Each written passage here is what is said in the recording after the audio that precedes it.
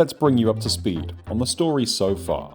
I began my journey with a jump cut, before finally getting on my bike and leaving Sydney, on the long ride from Australia to England. After getting rained on a lot and killing a small bat, I drank excessive amounts of coffee and rode off into the sunset several times. After falling over a little bit, and then a little bit more, I made it across the Nullarbor, without much going wrong, apart from losing 2 phones and finding a body. However, I finally got from Sydney to Perth, jumped on a boat, and was promptly jailed in Cape Town for 3 weeks. Eventually, I was released, and got to cawing at monkeys on my way up the continent of Africa. After passing through some amazing mountain passes and defending myself from the most friendly of dogs, I encountered a Jeff before helping an Italian deliver his pizzas on time. Once in Zambia, I participated in murder before blaming it on elephants, and escaping through lion-infested territory I was specifically told to avoid, before performing roadside surgery on myself and being accosted by some dodgy police. Now that you're all up to speed, it's time for our feature presentation. I'm Still in Zambia. for now. Today, I've decided to visit Victoria Falls. And this is because I'm going to be there anyway, so why not? And this is at a point where Zambia meets Zimbabwe. And in the pursuit of tourism, it's the most slack border you're ever going to encounter in your life. I was allowed through to see the waterfall from the other side, without even showing my passport. But there's a catch. You're going to be followed the entire time by people trying to get money from you. So Victoria Falls has basically become, well it always has been, a over-commercialized bullshit place. And I mean, I'm not going to go and pay to see a waterfall. I have my own plans for this place, and I'm going to get better shots than anyone else here. And on that note, I hid like a coward and flew my drone over the waterfall. Sadly, I had to have a mini panic attack, because my drone didn't quite have the range to get out to the waterfall. So this is as good as it got, and when combined with my Zimbabwe side footage, I'd say it's good enough. That's weird, my bike just cut out for a bit. What the hell happened there? Well, here's some foreshadowing. I'm about to have engine problems. Most likely, injectors or fuel quality. So I'm sure this is going to happen very soon. Skip to the breakdown. Well, there we go. That was the breakdown.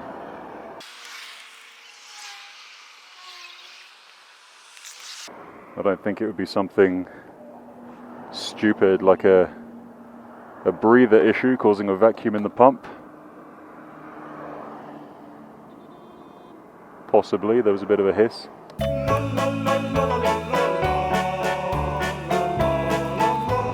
And there goes my trust in the bike. Simple as that.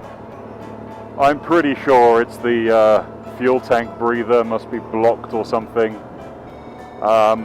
Because when I open the fuel tank, a hiss comes out, which means that there's a vacuum in there as the fuel goes out, and it could be putting a bit of strain on the pump, who knows, but yeah, either way. It's not a completely dead bike, so I'll have to limp it somewhere. Let's hope I can limp it for the rest of the tank of fuel, and then see if I can find a better fuel station that's not going to have shitty quality fuel. And then obviously I'll check the breather, but yeah, it's definitely fuel related because there's no backfiring and it just seems to like cut in and out. So yeah, injectors or fuel or something wrong with the tank. Until next time, breakdowns. So I think what's happened is I've got a bit of shitty fuel in this bike, and for some reason they have a fully internal filter in the fuel pump, which is in there. It's out, but you can't really see it. So I have drained all the fuel out of my fuel tank while putting negative 12 volts on the pump so it runs in reverse to hopefully blast some of the crap out of the filter, if that even is the problem. There's a fuel station like there, so you know, I'm just going to push it to the fuel station afterwards and fill it up again, hopefully with fresh fuel. And I've also gone to the effort of clearing out the breather in the fuel tank. So with any luck, that'll fix everything caused by that ruckus.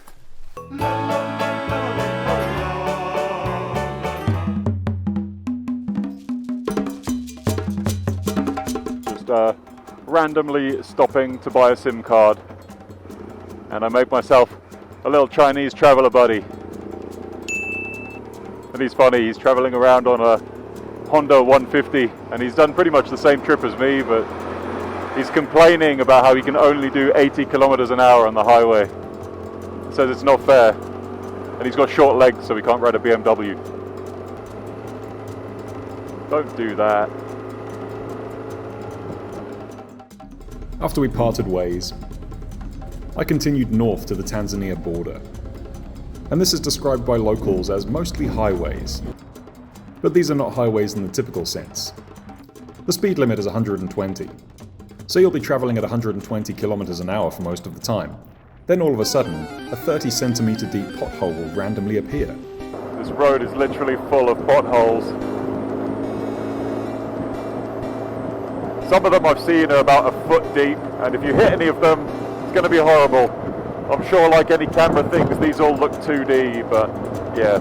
I've hit a couple of them and it's bloody unpleasant. If I wasn't paying attention, it could throw you off quite easily. Look at that.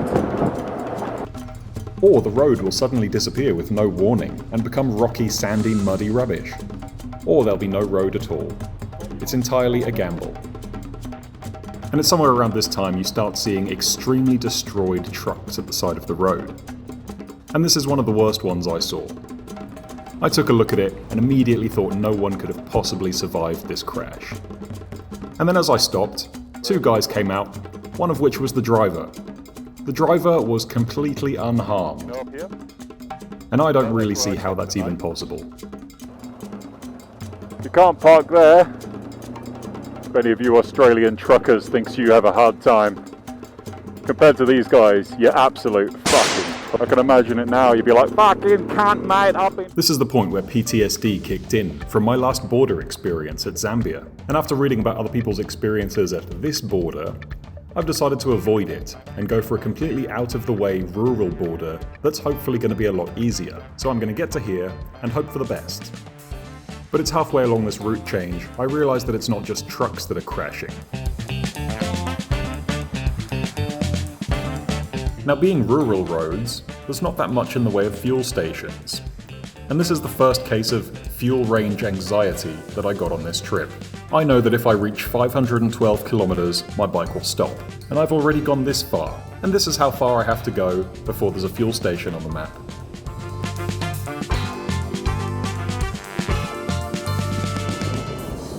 I'll be brutally honest, I'm actually going to be quite glad to leave Zambia. I mean, it's a wonderful place and everything, but all of this is in the pursuit of having an easy border crossing, because the main border crossing on the main road is apparently an absolute bloody nightmare, and I'm going to this out-of-the-way little obscure one through all these horrendous toll roads to try and get a bit of an easy time with it, and not have to travel through about 20 different buildings to get my carnet stamped. So I'm almost at my hostel place for the night in about another 50 kilometers. So yes, I'll be at the border tomorrow. And so I'm thinking about it and I step outside and I take a deep breath and I get real high and I see the top of my lungs, what's going on?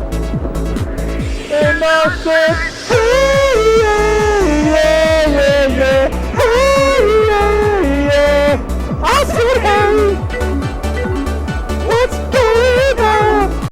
I played the second game. Yeah, what the fuck are you doing, boss? You're gonna kill me with your shit driving skills. You probably can't see it on this camera, but all this crazy cunt stuff that I have to deal with. Everyone driving fucking directly at you at 100 kilometers an hour. You have to dive out the way. It's absolutely insane. Anyway, I didn't have to walk. The border was fantastic. It took about 45 minutes, and the guy running it looked exactly like Jamie Foxx. This has got to be one of the more funny border crossings I've done. I was down here just a minute ago to get stamped out of Zambia. And they didn't care. They just wanted to talk about football and say how England's going to lose the World Cup. But I don't care about football, so it doesn't bother me. And then I come up here and it's just like chickens, everything. I wish every border was like this one. This is hilarious.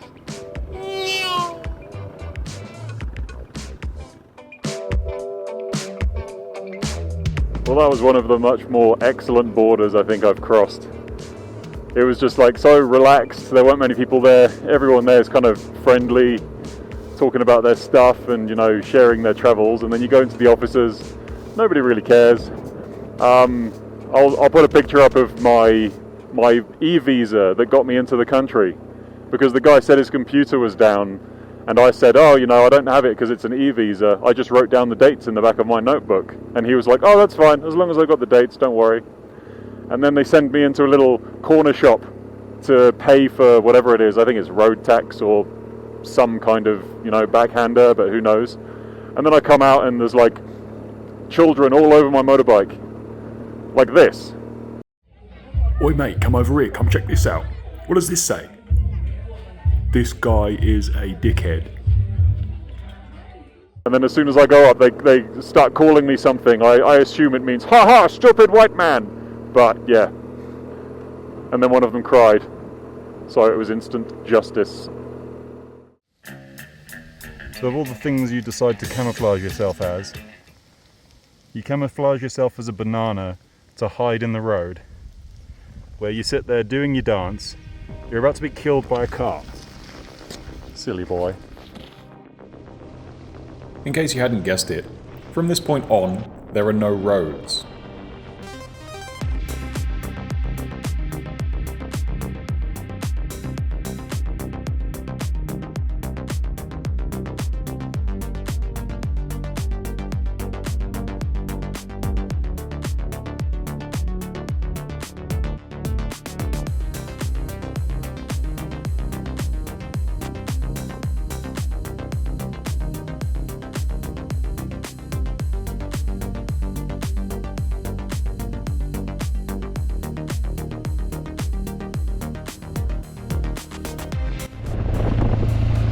So there are several times on this trip where I ask myself, what the bloody hell are you doing?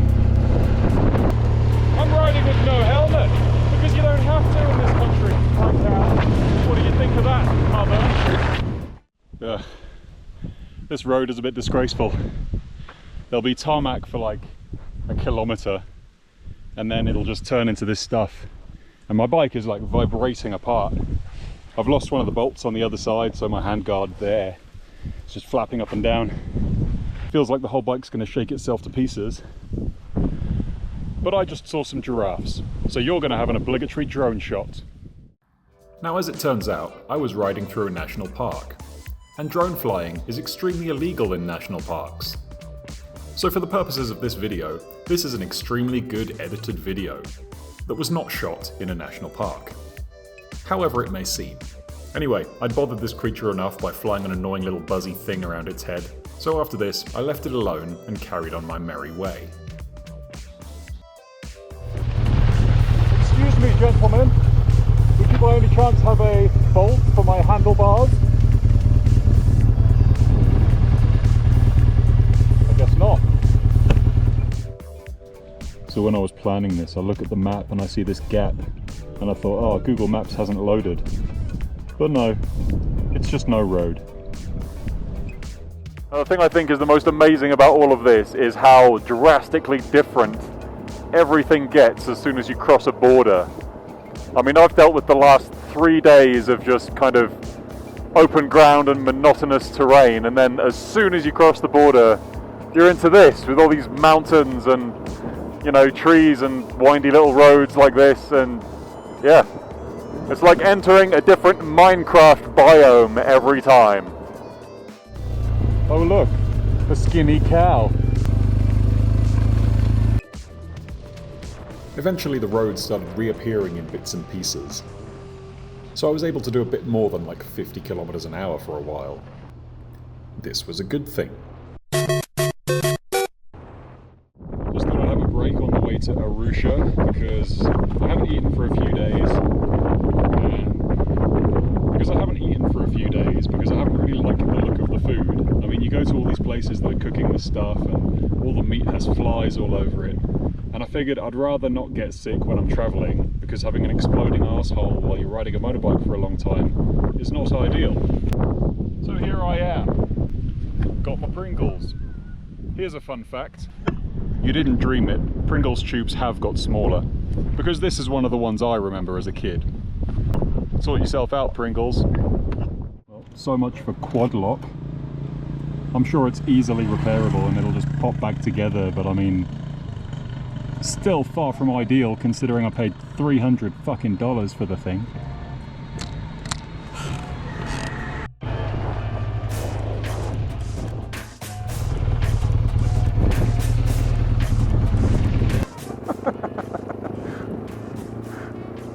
Okay, so that was the bit across the river, just seeing some naked guy washing himself.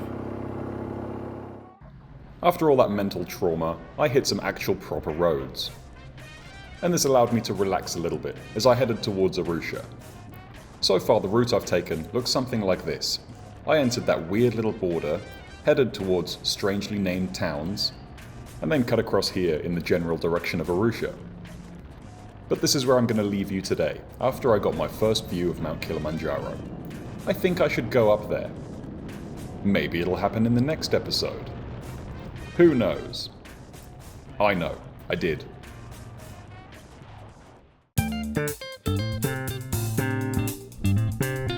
I know I'm not at the camp yet, but look at this.